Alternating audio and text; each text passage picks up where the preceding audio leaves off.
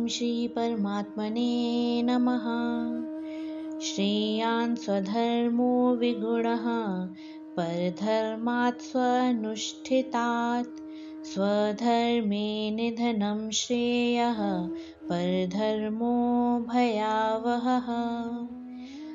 व्यक्ति का अपना धर्म स्वधर्म भले ही त्रुटिपूर्ण हो, भली भांति पूर्ण किए दूसरों के धर्म से श्रेष्ठ होता है। स्वधर्म में मरना भी कल्याणकारी है। परधर्म या दूसरों का किया हुआ धर्म भय और संकट से भरा है। यह गीता का बहुत ही महत्वपूर्ण श्लोक है। इसमें भगवान बताते हैं कि अपना धर्म ही श्रेष्ठ है। इस श्लोक में धर्म शब्द पर बहुत बल दिया गया है। धर्म का अर्थ कुछ विशेष प्रकार के पूजा पाठ उपासना संबंधी विधि ही नहीं है। इसका एक बहुत व्यापक अर्थ है। एक उदाहरण लेते हैं। अग्नि का धर्म उसकी दाहिका शक्ति है।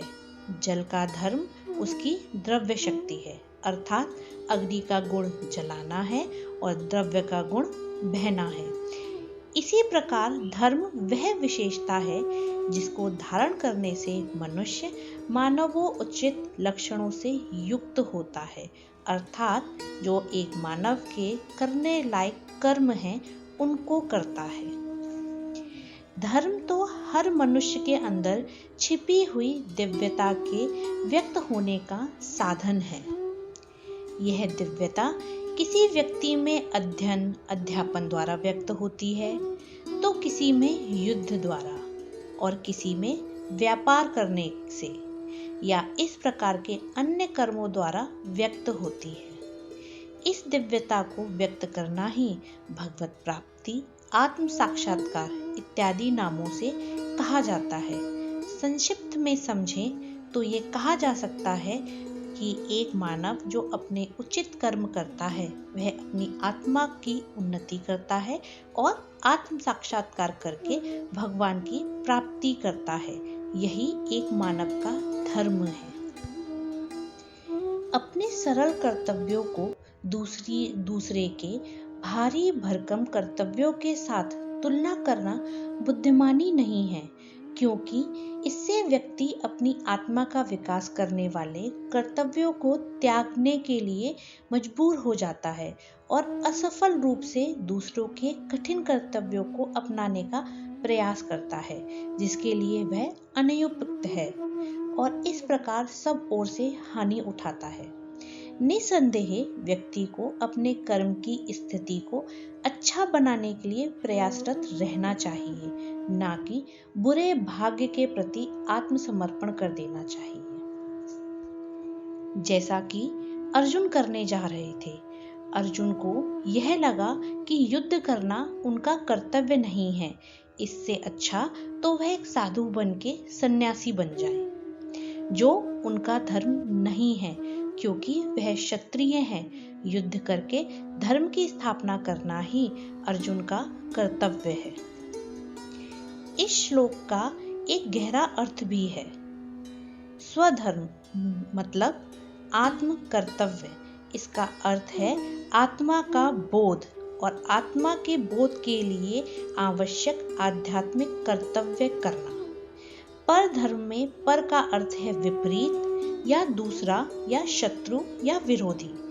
वह जो वास्तविक प्रकृति अर्थात हमारी आत्मा के विपरीत अर्थात विरोधी है, वह इंद्रियों से एक रूप हुआ अहंकार है।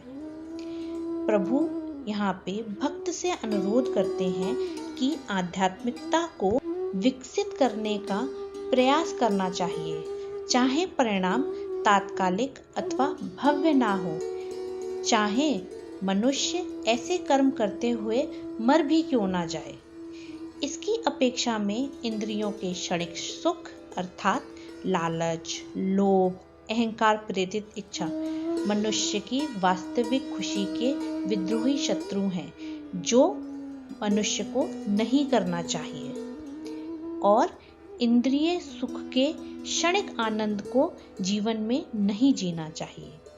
जो व्यक्ति इंद्रियों को संतुष्ट करने के लिए भव्य सांसारिक कर्तव्यों को सुंदर ढंग से करता है या जो सतही रूप से औपचारिक धार्मिक कर्तव्यों को करता है, उसे वह व्यक्ति श्रेष्ठ है जो यद्यपि अनसुना और अनजाना रहता है, परंतु उन सरल सद्गुणों को अपनाकर शांत ध्यान के पथ का अनुसरण करता है। इस स्थल पर अर्जुन एक ऐसा प्रश्न उठाते हैं जो सब विचारवान पुरुषों के हृदय में उठता है। हम जानते हैं कि हमें क्या करना है, हम सत्कर्म भी करना चाहते हैं और यह जान लेने पर भी कि फल की आसक्ति छोड़कर उनको करने से हमारे वे कर्म दिव्य बन जाते हैं, फिर भी हमारे द्वारा बरबस ही पाप कर्म हो जाते हैं। इसलिए अर्जुन यहाँ यह प्रश्न पूछते हैं।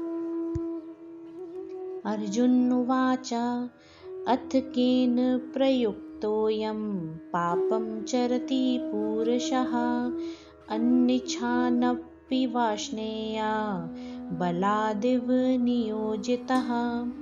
अर्जुन ने कहा, हे वाष्णे अर्थात श्री कृष्ण, मनुष्य अपनी इच्छा के विरुद्ध भी बुराई करने के लिए किससे उकसाया जाता है, मानो किसी शक्ति से बलात्काराया हो। प्रत्येक मनुष्य कभी कभी एक विचित्र स्थिति का अनुभव करता है, जैसे वह धर्म के पथ पर चलने का प्रयास करता है, मानो कोई शक्ति उसे प्रलोभन में खींचती प्रतीत होती है। एक उदाहरण से समझें। एक व्यापारी जो ईमानदारी से व्यापार करने का प्रयास करता है और बेईमान व्यापारियों को अपने से अधिक समृद्ध पाकर प्रायः उनके उदाहरण पर चलने के लिए इतना अधिक प्रलोभित हो जाता है कि वह कहता है कि वह ऐसा करने के लिए विवश है। ना चाहते हुए भी कभी कभी ऐसा लगता है कि हम कुछ बेबस होकर पाप कर्म करने के लिए मजबूर हैं। प्रश्न यह उठता है कि वह कौन सी शक्ति है जो हमारे ना चाहते हुए भी हमें पाप चरण में नियुक्त कर देती है। यहाँ यह समझना अत्यधिक महत्वपूर्ण है कि पाप कर्म और पुण्य कर्म क्या है। वह कर्म जो हमें जन्म और मृत्यु के चक्र में फंसा दे वह पाप कर्म है। इसके विपरीत वह कर्म जो हमें जन्म मृत्यु के चक्र से बाहर निकाल दे वही पुण्य कर्म है।